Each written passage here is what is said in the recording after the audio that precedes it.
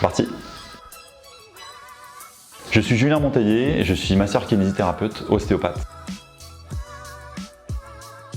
Être un bon kiné pour moi, c'est être à l'écoute de la personne qui vient nous voir. Je pense que c'est même déjà la première des exigences déontologiques.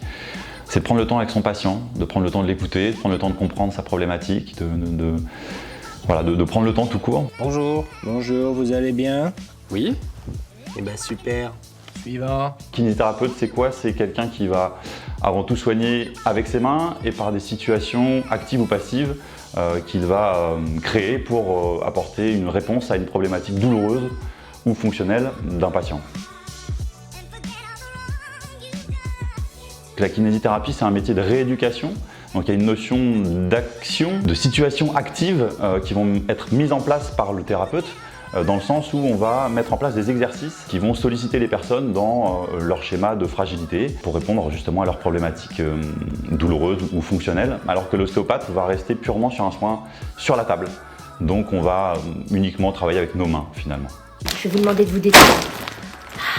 Vous l'avez senti celui-ci? Comme une chips, c'était super. La voie royale consiste à faire quand même le premier cycle d'études de médecine, ce qu'on appelle le PACES. Et en fonction de notre classement, on va pouvoir avoir accès justement à l'école de kiné, qui va suivre derrière en 4 ans maintenant. Il y a un accès également via la filière STAPS, qui consiste effectivement à prendre une option kiné en première année de STAPS, et puis en fonction des examens qu'on va suivre et de notre classement à ces examens-là, va nous permettre d'accéder également à l'école de kiné. C'est un métier où on est très exposé relationnellement parlant avec nos patients, et puis c'est à travers ça aussi qu'on fait notre soin. Et puis c'est un métier relativement physique. Voilà. Vous sentez l'énergie qui est montée?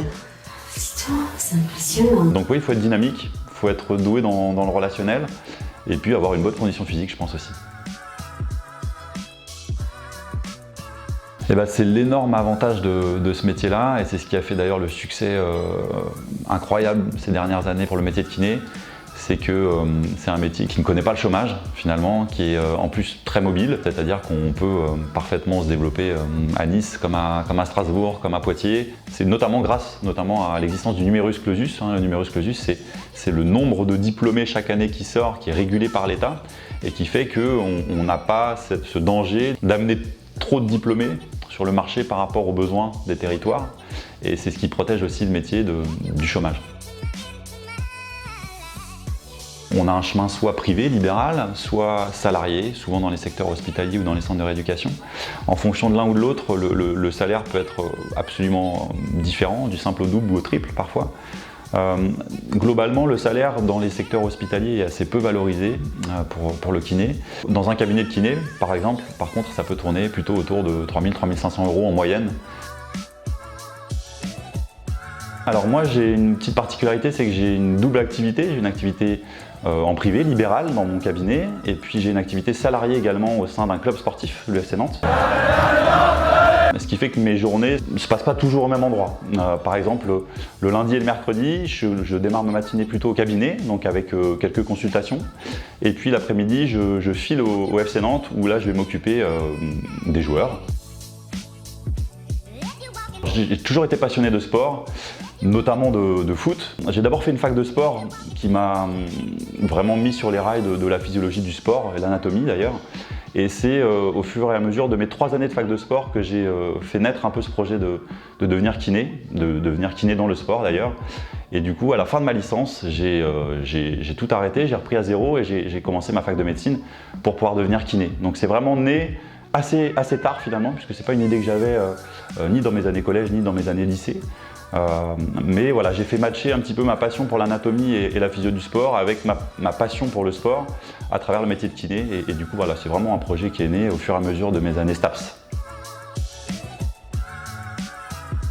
Dans le monde du sport, effectivement, on va avoir une exigence plus souvent de résultats. 15 jours de méthode tuche, et voilà le résultat. Plus que de moyens d'ailleurs, on va nous attendre un peu au tournant dans l'efficacité qu'on va avoir sur nos soins. Donc c'est aussi cette problématique-là qui va être mise en jeu dans le monde du sport. De prendre du plaisir dans la relation humaine, dans la relation avec les gens, parce que, encore une fois, c'est pour moi avant tout la première des compétences à avoir.